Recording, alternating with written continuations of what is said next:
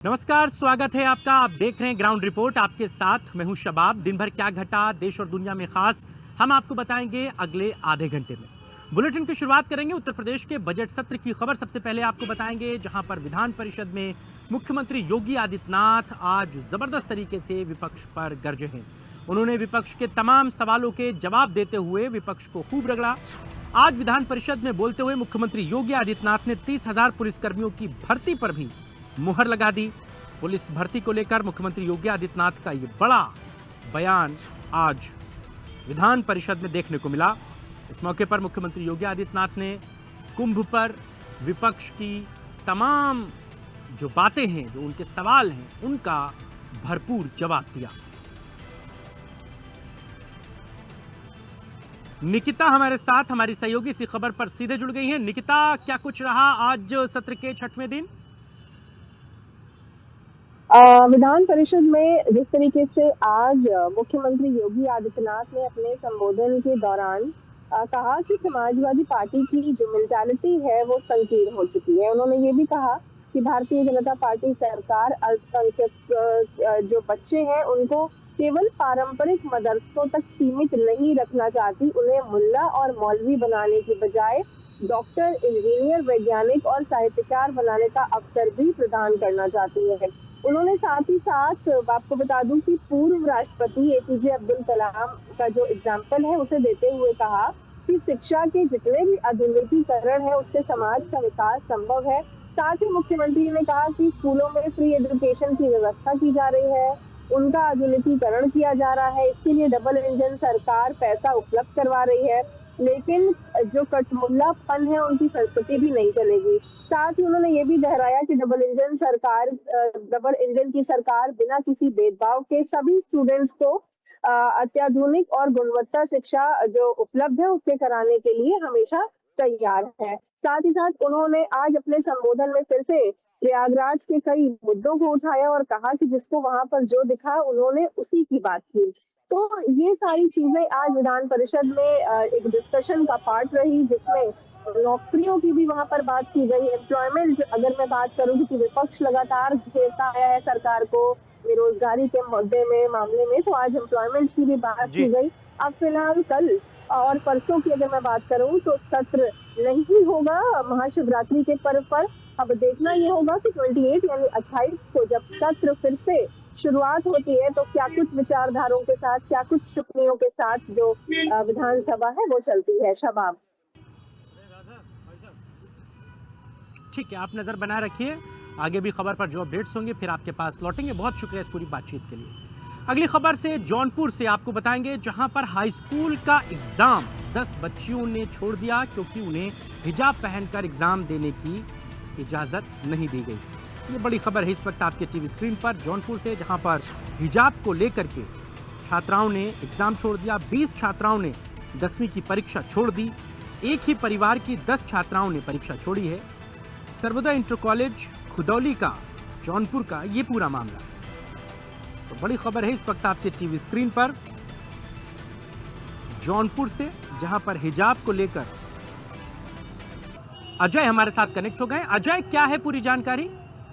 देखिए, पूरा मामला जो है कल यानी सोमवार के 24 फरवरी को पूरे उत्तर प्रदेश यूपी बोर्ड परीक्षा का के प्रारंभ हो गया और उसमें हिंदी प्रथम पाली का परीक्षा को देने के लिए 10वीं की छात्राएं जो है 10 की संख्या में वो गई थी और वो एक ही परिवार की छात्राएं थी, उनको मुस्लिम समुदाय के, और उनके द्वारा जो है हिजाब पहन के गई थी। तो वहाँ के जो केंद्र व्यवस्थापक है उनके द्वारा उनको रोका गया कि आप हिजाब में जो है पहले आप अपनी आइडेंटिटी को दिखाइए। तो उनको जो केंद्र व्यवस्थापक का कहना है कि आप अपनी आइडेंटिटी को दिखाना पड़ेगा। तो उस मामले में तो फिलहाल बच्चियों ने अपनी आइडेंटिटी, अपने एडमिट कार्ड से अपने आप चेहरे को तो की पहचान करवाई, लेकिन उनका आरोप है बच्चियों का कि उनके द्वारा जो महिला वहाँ पे अध्यापिका थी उनके द्वारा लगातार ये फोर्स किया गया कि आप हिजाब निकाल के ही क्लासरूम में जाएंगी। तो इस सब पूरे मामले में जो है अगर बात की जाए तो हमने आज जिलाधिकारी महोदय से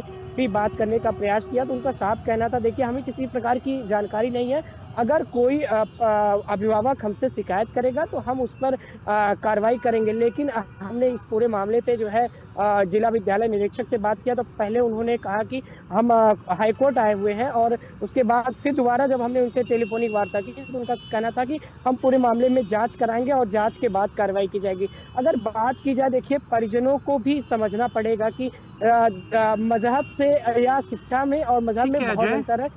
जी जी, आवाज आ रही है? ठीक है, शुक्रिया इस पूरी बातचीत के लिए। आप नज़र बना रखिए, खबर पर जो आगे अपडेट्स होंगे फिर आपके पास लौटेंगे। बहुत शुक्रिया इस पूरी बातचीत के लिए।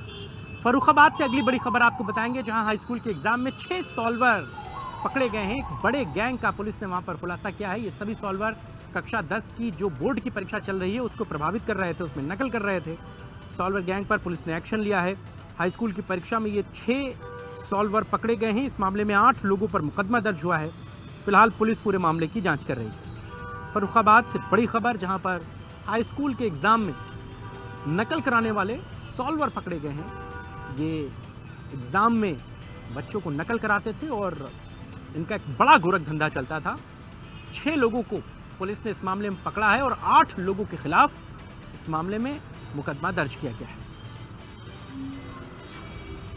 तो फर्रुखाबाद से बड़ी खबर इस वक्त आपके टीवी स्क्रीन पर, जहां पर हाई स्कूल के एग्जाम में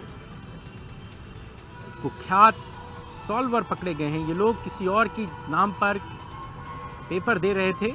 पुलिस ने इन्हें पकड़ा है और इन लोगों को गिरफ्तार कर लिया गया है। इन पर मुकदमा दर्ज कर लिया गया है। फर्रुखाबाद से ये बड़ी खबर आपके टीवी स्क्रीन पर।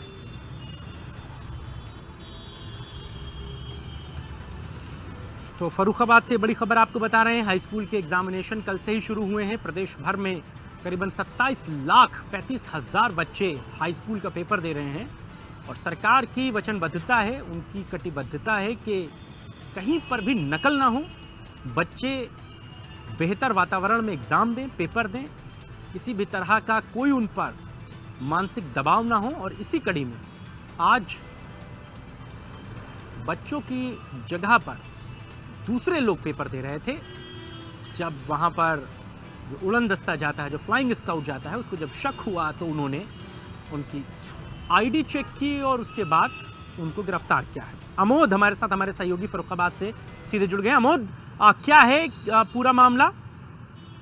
जी, बताना चाहेंगे कि प्रेम विद्यालय इंटर कॉलेज रईसीपुर का मामला है, जहां हिंदी का पेपर था हाई स्कूल का और उसमें कक्ष जो निरीक्षक था उसे एक छात्र पर शक हुआ और उसके बाद उसने केंद्र व्यवस्थापक को सूचना दी और सूचना के बाद केंद्र व्यवस्थापक द्वारा स्टेटिक मजिस्ट्रेट को ये जानकारी दी गई और फिर मामला प्रशासनिक स्तर पर सभी के संज्ञान में आ गया। उसके बाद स्टेटिक मजिस्ट्रेट और जोनल मजिस्ट्रेट मौके पर पहुंचे और जब सर्चिंग की गई स्कूल की तो एक नहीं 2-3 कमरों से 6 सॉल्वर पकड़े गए हैं जो गयानंद इंटर कॉलेज मानिकपुर के बताए गए हैं। तो वहीं केंद्र व्यवस्थापक प्रेम विद्यालय इंटर कॉलेज के जो हैं लालता प्रसाद, उनकी तरफ से मोहम्मदाबाद कोतवाली में 6 सॉल्वर समेत 6 छात्रों के खिलाफ भी तहरीर दी गई है जो कि गयानंद इंटर कॉलेज मानिकपुर के हैं। साथ ही साथ मां सरस्वती कोचिंग सेंटर संचालक जो सेंट्रल जेल चौराहा पर है उसके संचालक अनुज यादव के खिलाफ और मानिकपुर जो इंटर कॉलेज है गयानंद उसके प्रधानाचार्य विपिन पांडे के खिलाफ तहरीर दी। कुल मिलाकर 14 लोगों के खिलाफ मोहम्मदाबाद कोतवाली में केंद्र व्यवस्थापक लालता प्रसाद द्वारा तहरीर दी गई और उसी के आधार पर 14 लोगों के खिलाफ मुकदमा दर्ज कर लिया गया। साथ ही साथ सॉल्वर गैंग में अन्य लोगों की भी जांच की जा रही है कि और भी तो लोग नहीं शामिल है। साथ ही जो मोहम्मदाबाद कोतवाल है उनका कहना है कि तहरीर के आधार पर मुकदमा दर्ज कर लिया गया है, आगे की जांच की जा रही है। तो कहीं ना कहीं जिस तरीके से सॉल्वर गैंग फर्रुखाबाद में पकड़ा गया, तो बहुत शुक्रिया इस पूरी बातचीत के लिए। आप नजर बना रखिए, खबर पर आगे जो भी अपडेट्स होंगे फिर आपके पास लौटेंगे। बहुत शुक्रिया इस पूरी बातचीत के लिए। अगली खबर अलीगढ़ से आपको बताने जा रहे हैं, जहां पर वक्फ बोर्ड ने वहां के कई हिंदू धार्मिक स्थलों पर अपना दावा ठोका है। कहा यह जा रहा है कि यहां पर बने मंदिर वक्फ बोर्ड की ज़मीन पर बने हैं, हिंदू इलाके में वक्फ बोर्ड की ज़मीन है। शासन के आदेश पर जो जांच हुई है उसमें इस बात का खुलासा हुआ है। अचलेश्वर में जो मंदिर बना है उस पर वक्फ बोर्ड का दावा है और हिंदू इलाके में वक्फ बोर्ड की करीबन 10 संपत्तियाँ हैं और वक्फ बोर्ड के इस दावे के बाद से हिंदुओं में जबरदस्त आक्रोश देखा जा रहा है। तो ये बड़ी खबर है इस वक्त आपके टीवी स्क्रीन पर अलीगढ़ से, जहां पर कई ऐसे प्राचीन मंदिर हैं जो वक्फ बोर्ड के दस्तावेजों में दर्ज हैं और वक्फ बोर्ड में कब्रिस्तान के तौर पर ये जमीनें दर्ज हैं। और हमारे साथ प्रमोद सहयोगी सीधे जुड़ गए हैं अलीगढ़ से। प्रमोद, क्या है पूरी जानकारी? देखिए, शासन से एक रिपोर्ट, जांच रिपोर्ट मांगी गई थी, वक्फ संपत्तियों को लेकर मांगी गई थी। उस जांच रिपोर्ट में बेहद चौंकाने वाले खुलासे हुए हैं। यानी उस रिपोर्ट में जो दर्शाया गया है वो यह दर्शाया गया है कि प्रमोद, आपको मेरी आवाज मिल पा रही है? हाँ, मिल रही है, ऑडियो मिल रहा है। Hello hello hello hello. शायद उन तक आवाज़ नहीं पहुंच पा रही है, मैं उनसे फिर बात करने की कोशिश करूंगा। तो अलीगढ़ से ये खबर हम आपको बता रहे हैं, जहां पर वक्फ बोर्ड की दस्तावेज़ों में वहां पर तमाम जो मंदिर हैं वो दर्ज मिले हैं। प्रमोद, एक बार फिर से हमारे साथ हमारे सहयोगी जुड़ गए। प्रमोद, अगर आपको मेरी आवाज़ मिल रही हो तो क्या जानकारी है, डिटेल में बताइए। बिल्कुल, देखिए मैं आपको बता दूं, शासन से वक्फ संपत्तियों को लेकर एक जांच कराई गई थी और जांच रिपोर्ट इंडिया न्यूज के पास एक्सक्लूसिव है। दरअसल आपको बता दूं कि जो जांच कराई गई थी, जांच में यहाँ अलीगढ़ के जो अधिकारियों ने रिपोर्ट शासन को भेजी है, उसमें स्पष्ट तौर पर लिखा हुआ है कि अलीगढ़ की 10 संपत्ति, यानी अचल सरोवर से लेकर 10 वो संपत्ति हैं जो हिंदू इलाके में, और वह संपत्ति वक्फ बोर्ड में बाकायदा दर्ज है, कब्रिस्तान दर्ज है। जैसे कि देखिए, अलीगढ़ में एक अचल सरोवर जगह है, वहाँ 40 से 50 मंदिर है और ये जो मंदिर है काफी वर्ष पुराने, यानी काफी पुराना वर्ष उन मंदिरों का इतिहास है। ऐसे में वो जो मंदिरों की संपत्ति है बाकायदा वो वक्फ बोर्ड में कब्रिस्तान दर्ज है। और ये रिपोर्ट जैसे ही इंडिया न्यूज के पास आई, इंडिया न्यूज प्रमुखता से कल से इस खबर को चला रहा है। और देखिए, सबसे बड़ी बात यह है, जैसे ही जानकारी हिंदू संगठनों को हुई, हिंदू संगठनों में भारी आक्रोश है। उनका सीधे तौर पर कहना है कि जिस तरीके से अलीगढ़ की ऐतिहासिक जगह अचल सरोवर है, वहाँ जो 40 से 50 मंदिर है और वह संपत्ति वक्फ बोर्ड ने बाकायदा कब्रिस्तान में दर्ज कर दी है। और इसके अलावा यहाँ देखिए, मैं बता दूं, सबसे बड़ी बात यह है कि यहाँ आसपास कभी मुस्लिम इलाका नहीं रहा, मुस्लिमों की बस्ती नहीं रही। ऐसे में वक्फ बोर्ड में वो संपत्ति कब्रिस्तान में दर्ज होना, इसको लेकर हिंदुओं में नाराजगी है। बाकायदा हिंदूवादी इसको लेकर प्रदर्शन करने के मूड में है। अब देखिए, इंडिया न्यूज की खबर चलने के बाद आज जिलाधिकारी से मेरी बात हुई थी। जिलाधिकारी ने कैमरे के सामने बोलते हुए सीधे तौर पर ठीक है, सेंटेंस पूरा कर लिया कीजिए, इतना मौका रहता है। फिलहाल बहुत शुक्रिया इस पूरी बातचीत के लिए। और आगरा से अगली खबर हम आपको बताएंगे, जहां पर फर्जी वसीयत करने वालों पर बड़ी नकेल कसने का इरादा बनाया गया है। ये बड़ी खबर है इस वक्त आपके टीवी स्क्रीन पर। आगरा से फर्जी वसीयत करने वालों पर एक्शन लिया गया है। तहसील संविदा कर्मी समेत 2 लोग गिरफ्तार हुए हैं। जमीन की फर्जी वसीयत बनाई गई थी और 300 करोड़ से ज्यादा की ये जमीन की कीमत बताई जा रही है। तो बड़ी खबर है इस वक्त आपके टीवी स्क्रीन पर, जहां पर फर्जी वसीयत करने वालों पर एक बड़ा एक्शन लिया गया है। असल में जमीन को खुर्द-बुर्द करने की कोशिश थी, इसमें फर्जी वसीयत बनाने के बाद जमीन को बेचे जाने की आशंका थी। ये बड़ी खबर इस वक्त आपके टीवी स्क्रीन पर। 300 करोड़ से ज्यादा की जमीन की कीमत थी, जिस पर फर्जी वसीयत की बताई जा रही है। संजय हमारे साथ, हमारे सहयोगी इसी खबर पर सीधे जुड़ गए हैं। संजय, क्या पूरी जानकारी है? जमीन है कहने की थाना धौकी इलाके में बाबा मुंशी दास की जो मौत 2017 में हो गई, उस पर कहने की 2 पत्नियां अपनी उनकी शादी की थी। तो उनका जो बड़ा बेटा था राजकुमार, उसने एक फर्जी वसीयत बनाकर और कहीं ना कहीं जो तहसील के कर्मचारी थी उसकी मिली भगत से साठ गांठ से उसको रिपोर्ट में रखवा दिया। और जब इस पूरे मामले को लेकर पुलिस ने कहीं ना कहीं SIT लगाई, SIT की जांच हुई, तो पता लगा कि ये फर्जी वसीयत है, जिसमें कहीं ना कहीं जो 300 करोड़ की जमीन थी उसको खुर्द-बुर्द किया जा रहा है। उसके बाद जो राजकुमार है उसको गिरफ्तार पुलिस ने किया है। साथ ही जो तहसील कर्मी है, जो कर्मचारी है, उसको भी पुलिस ने गिरफ्तार किया है। और एक बड़े मामले का ये खुलासा हुआ है। इस प्रकार के और भी कई सारे मामले हैं जिनमें SIT लगी हुई है, क्योंकि SIT को फर्जी वसीयत और फर्जी बैनामों को लेकर लगातार जांच कर रही है। SIT तहसील में कई सारे कर्मचारी ऐसे हैं जो इसमें लिप्त है, कहीं ना कहीं जो रिकॉर्ड रूम है उसमें उलट फेर करते हैं, जिस प्रकार से ये फर्जी वसीयत और जो बैनामे कराए जा रहे हैं। ठीक है संजय, बहुत शुक्रिया इस पूरी बातचीत के लिए। आप नजर बना रखिए, आगे भी खबर पर जो अपडेट्स होंगे फिर आपके पास लौटेंगे। हरदोई से आपको खबर बताएंगे, जहां पर आजम खान के बेटे अब्दुल्ला आजम को आज रिहाई मिल गई। बड़ी खबर है, 17 महीने के बाद अब्दुल्ला आजम जेल से छूटे हैं और अब्दुल्ला आजम पर तकरीबन 45 मुकदमे दर्ज थे। जेल से निकलने के बाद समर्थकों ने उनका जोरदार स्वागत किया है।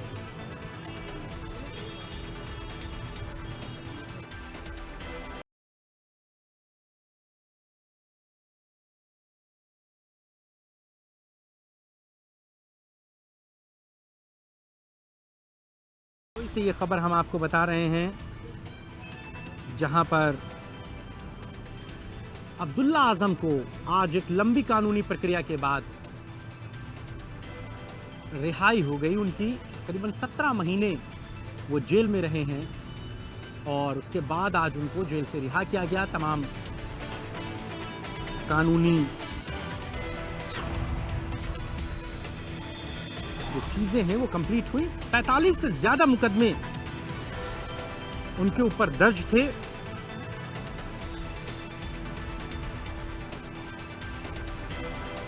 बड़ी खबर है इस वक्त आपके टीवी स्क्रीन पर।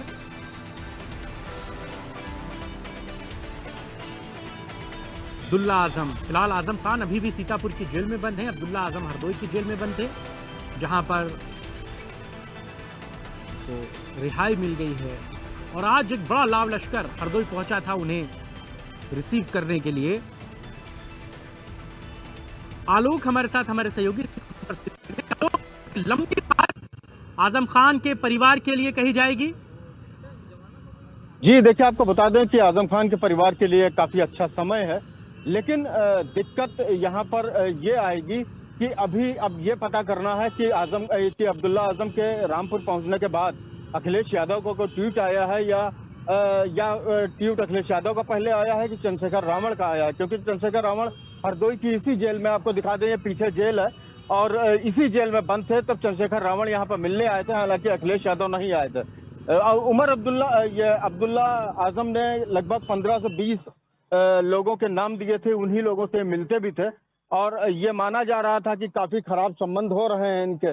लेकिन देखने वाली बात होगी कि जो समय है इनका, ये हालांकि अभी जमानत मिली है इनको लगभग 42 मुकदमों में और उसके बाद ट्रायल होना है। और सबसे बड़ी बात यह है अब्दुल्ला के लिए कि रामपुर जाके वो अपनी जमीन पे जब कदम रखेंगे तो अपनी सियासत को किस तरह से वहां पर बचाएंगे और अपने कदमों को मजबूत करेंगे, क्योंकि कई पार्टी में वहां पर 2 फाड़ भी हो चुके हैं समाजवादी पार्टी में, लेकिन ये सब आने वाला समय ही बताएगा।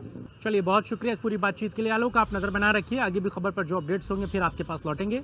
बहुत शुक्रिया इस पूरी बातचीत के लिए। इन्हीं तमाम खबरों के साथ ही आज की ग्राउंड रिपोर्ट में बस इतना ही। देश और दुनिया की तमाम बड़ी और अहम खबरों के लिए देखते रहिए इंडिया न्यूज़ उत्तर प्रदेश उत्तराखंड। मुझे और मेरी पूरी टीम को दीजिए इजाजत। नमस्कार।